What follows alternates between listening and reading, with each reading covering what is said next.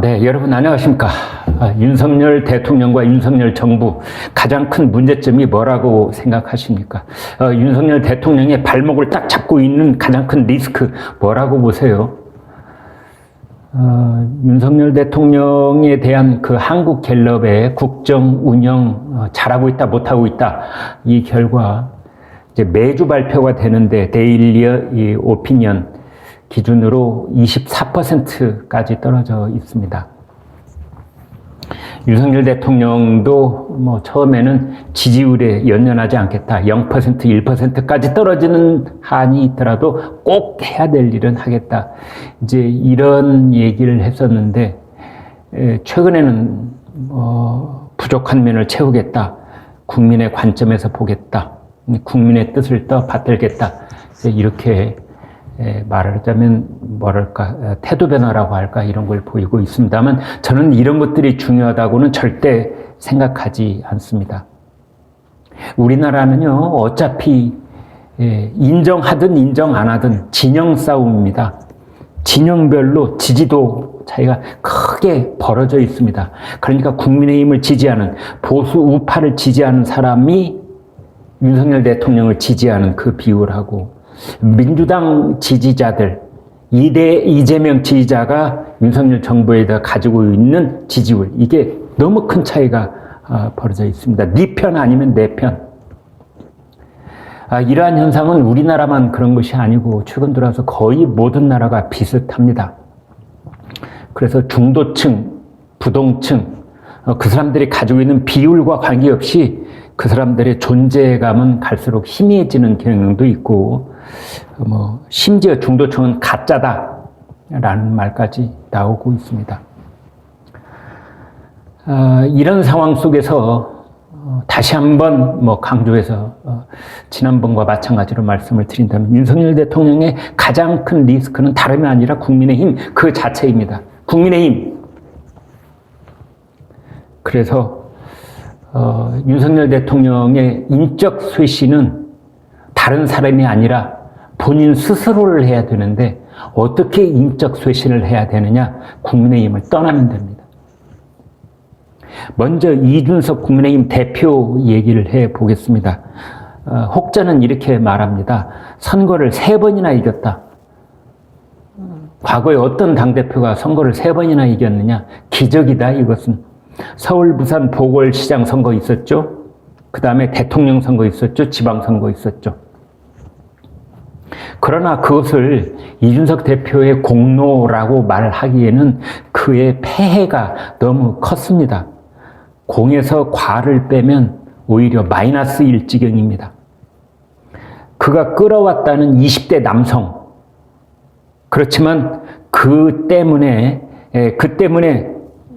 국민의힘 쪽으로 좀 옮아왔다는 20대 남성과 호남 지지자들이 좀 일부 있겠지만 이준석 때문에 떨어져 나간 여성 유권자들, 중장년 유권자들이 훨씬 더 많습니다.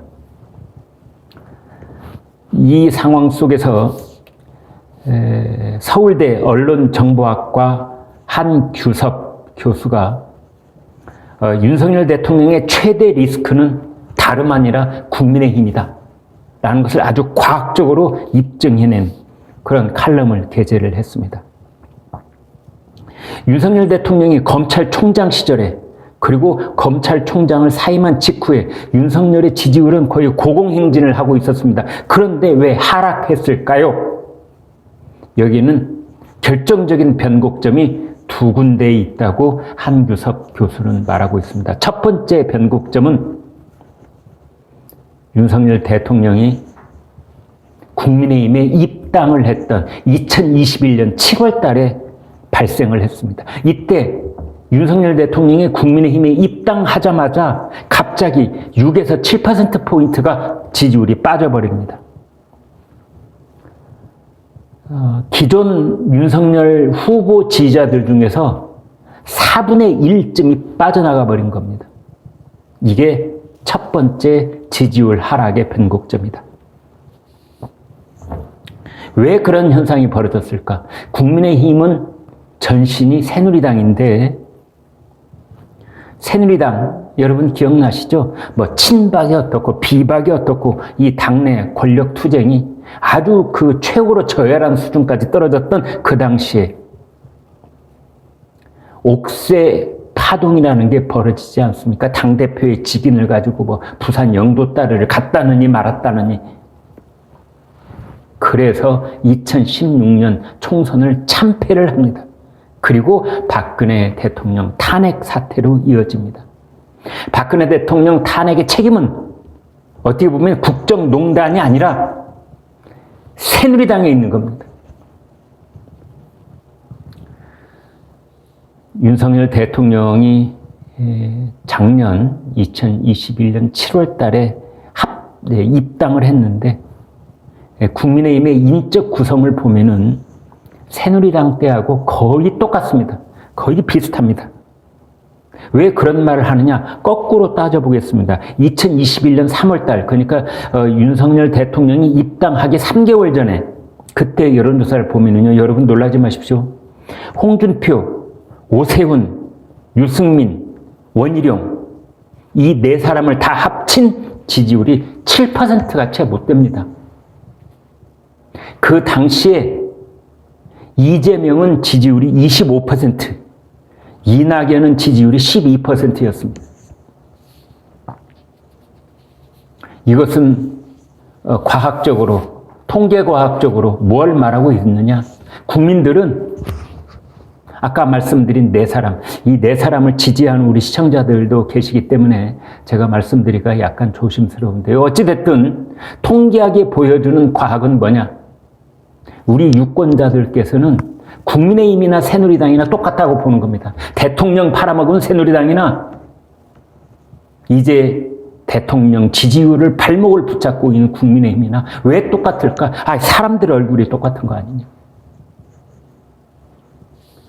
그 당시에 2021년 3월 1년 5개월 전에 국민의힘의 대선 잠룡들, 후보들 면면을 보면은 다 그 사람들 합해도 이재명의 3분의 1도 안 됐었습니다. 왜 그런 일이 벌어졌느냐? 그렇습니다. 국민의힘에 대해서도 국민들은 고개를 절레절레 흔들고 있었던 겁니다. 그때 유일한 희망은 윤석열 후보였던 겁니다. 자, 윤석열이라는 정치인의 지지율을 깎아먹는 두 번째 변곡점, 그건 2021년 12월 달에 찾아옵니다. 윤석열 후보가 후보로 최종 결정이 되고 단일화도 이제 이루어가는 뭐 그런 과정 속에 있어서 윤석열 후보가 범보수의 유일한 대안이다. 그러면서 지지율이 다시 탄력을 받으면서 올라가고 있었습니다. 그때 윤핵관하고 이준석이 서로 아웅다웅 다투면서 우리나라 헌정사상 처음으로 보게 되는 당대표 가출 사건이 벌어집니다. 제1차 당대표 가출 사건. 초유의 사태인데 그 가출 사건이 벌어지자마자 윤석열 후보의 지지율은 다시 7%포인트가 빠져나가 버립니다. 이것은 과학입니다, 여러분. 그래서 윤석열 대통령의 최대의 리스크는 세계적인 경제 침체 상황도 아니고, 고물가, 고금리, 고환율도 아니고, 북한의 핵 위협도 아니고, 이 윤석열 대통령의 부인 김건희 여사의 리스크도 아니고, 뭐냐? 국민의힘이다, 국민의힘. 국민의힘이 누구냐? 윤핵관과 이준석과 국민의힘 지도부.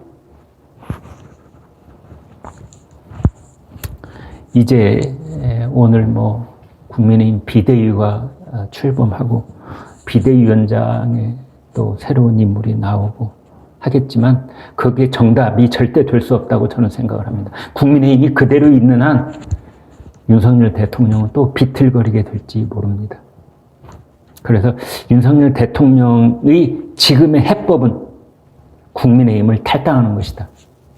여러분 기억 되살려 보십시오. 과거의 대통령들 탈당한 대통령이 더 많습니다. 노태우 대통령도 1992년에 탈당했습니다. 김영삼 대통령도 임기 말에 탈당했습니다. 김대중 대통령도 2002년 새천년 민주당을 탈당했습니다. 노무현 전 대통령은요, 2번이나 탈당을 했습니다. 이명박 전 대통령, 박근혜 전 대통령 다 탈당했습니다.